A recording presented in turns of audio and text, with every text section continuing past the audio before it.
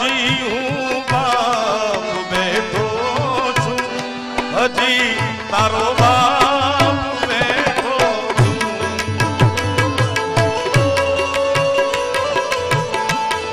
જગતમાં કોઈથી ડરી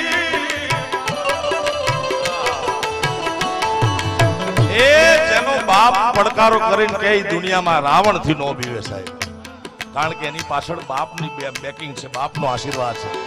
જગતમાં કોઈથી ડરમાં હજુ બાપ બેઠો છું, હજુ